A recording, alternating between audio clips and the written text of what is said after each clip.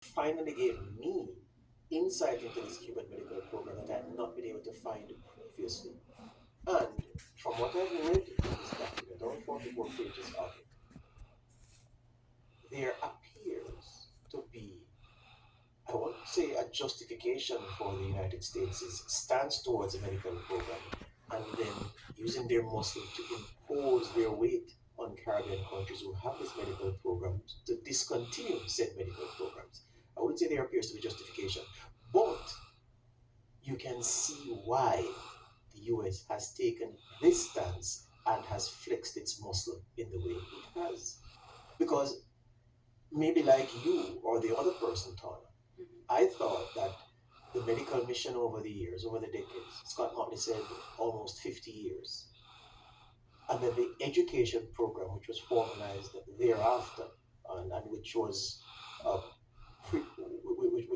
which followed the building of four schools, yeah, that the Cuban government was just so benevolent to give us this assistance and send us their professionals, and that this was the basis, benevolence and a love for humanity and the desire to help a brother in need or a sister in need was at the heart of this medical mission and this education mission. There's an organization called Cuba Archive or Free Society Project. They were founded in Washington, D.C. in 2001. Now they're headquartered in Miami. They have prepared a brief on the education mission and the medical mission, which tell a different story to suggest it's not about benevolence, it's not about brotherly love, it's not about the goodness of their heart, but that the Cuban government has used the medical mission and the education mission to make profit, huge profits, and effectively have pressed into servitude the workers that they've sent here over 50 years as medical professionals and latterly, relatively latterly, as education professionals. I'm going to start in this short time I have with, and I'm going to go quickly. So if anything falls to the press, hopefully we'll have some time for calls later where we can explain some more.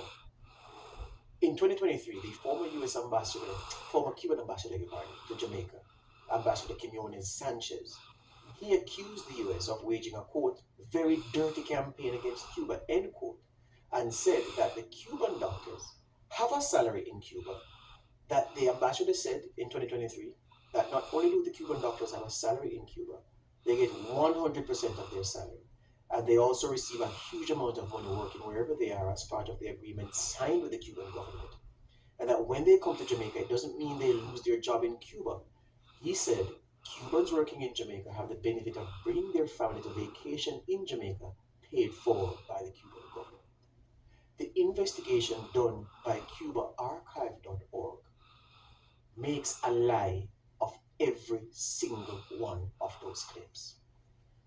Now, the authors of this 44-page document looking at Cuba's internationalist mission in Jamaica and calling it troubling collaboration, it says that the Cubans who have been brought here,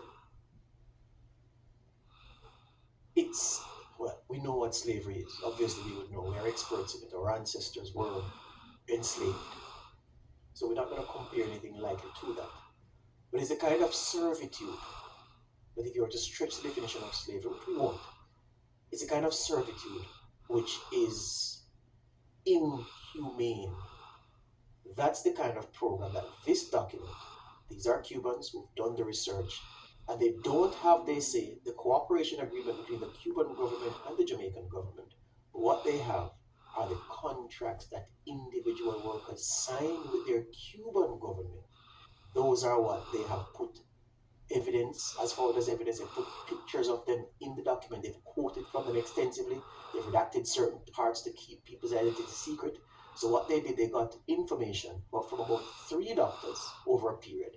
And they also got information from teachers. And they've used that to say, well, this is the arrangement that exists between the Cuban government and the medical professionals and the education professionals to prove their argument that It is a glorified system of servitude that the researchers say the government of Jamaica has been drawn into, and that the government of Jamaica has facilitated Cubans being pressed into servitude to the benefit of their country.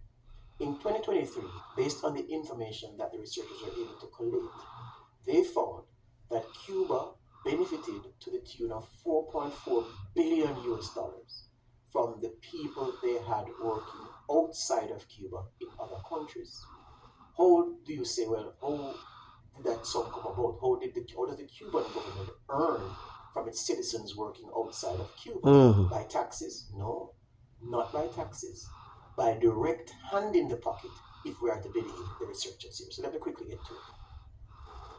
One doctor told the researchers that the regulations force all workers exported by the Cuban government and all Cubans who travel abroad on official missions to subordinate themselves to Cuban supervisors. It includes numerous arbitrary restrictions, such as the forced return to Cuba after performing their assigned duties and on the date and transportation indicated, and forbids driving any means of transportation without authorization. So you can't drive car at Jamaica unless the Cuban government says you can drive a car. Failing to comply with the imposed location system, associating with anyone who does not support revolutionary ideals, having relationships with or marrying locals without informing supervisors, and speaking to the media without informing supervisors. The regulations establish a detailed disciplinary framework with consequences of escalating severity. Sanctions include public reprimand, fines of up to 25% of the salary in national currency for up to 6 months, loss of remuneration, reassignment to a position with inferior working conditions, transfer to another locality under worse conditions, demotion from a higher rank position, revocation of the mission, expulsion from the mission. So these you say, well, simple thing. The Cuban government sending their people overseas and tell them that they must have any relationships with locals and so forth. Nothing wrong with that. All right, listen to this now. The Cuban worker in Jamaica, this is specific to Jamaica, doctor number one, he says, I was sent to a region of the country outside the capital, and I had to pay the bulk of my wages went back to the Cuban government.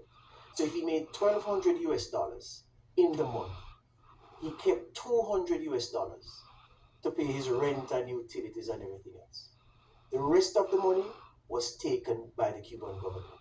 And then when he got a bonus, 50% of that bonus, meaning for overtime, not a bonus, an overtime payment, 50% of all payments like overtime went to the Cuban government.